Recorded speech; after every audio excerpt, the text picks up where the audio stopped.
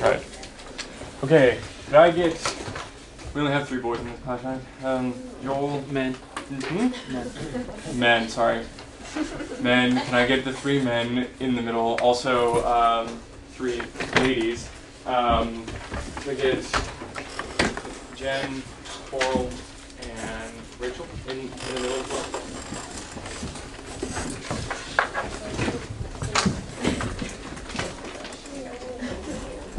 Sorry, I know space is tight.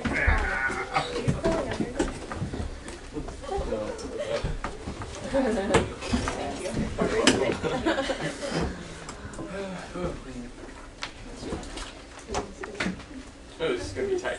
Oh, good. Okay, can I get ladies on one side and on the other facing each other, please? All right. Midsummer Night's Dream. This is a play of contrast, of magic and reason, of the forest and Athens, and something else. Dreams and reality. Okay? So we open in Athens, which is the center of reason in the play. There is a man, Aegeus, I think is how you would say his name. Aegeus has a daughter named Hermia. Demetrius is in love with Hermia. Hermia is in love with Demetrius.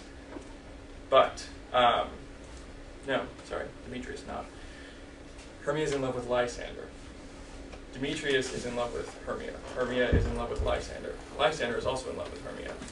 Aegeus wants Hermia, his daughter, to marry Demetrius.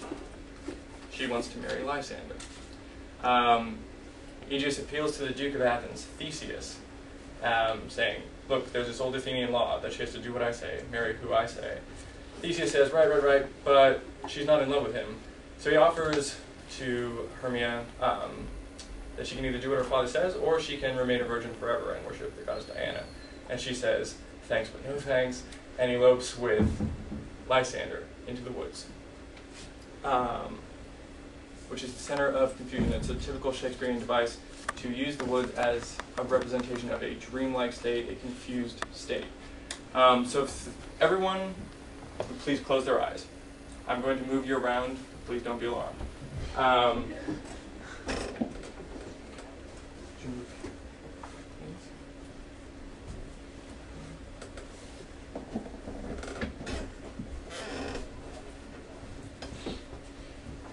right.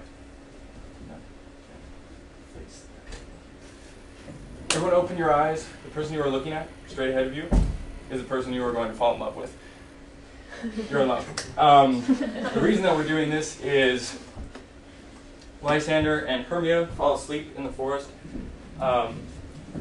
Oberon, the king of the fairies, decides to play a trick on them using Puck, his mischievous sprite. Yes. Puck puts potion on their eyes to make people fall in love while they're sleeping. The key is they're going to fall in love with the first person they see when they awaken.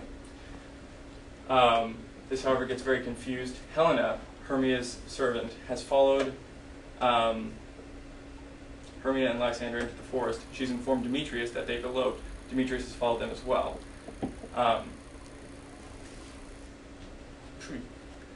Problem.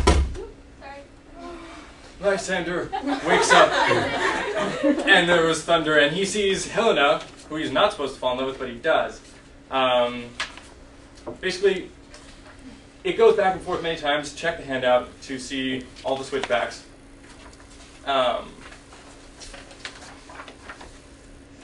Puck makes everyone fall in love with the wrong person, including Oberon's fairy queen, Titiana, fall in love with a member of the acting troupe named Nick Bottom, who he literally makes an ass of by turning his head into that of a donkey.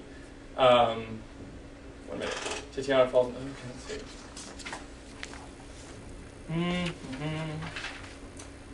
So at the end of it all, Puck manipulates everyone, but manages to make the right people fall in love. Demetrius ends up with Helena. Hermia ends up with Lysander. Theseus and Hippolyta, the queen of the Amazons, get married in the end. So we have a group wedding at the end. Everyone's very happy together. And then Puck comes out and delivers a monologue to the audience. says, if this has offended you at all, just think of this as a dream.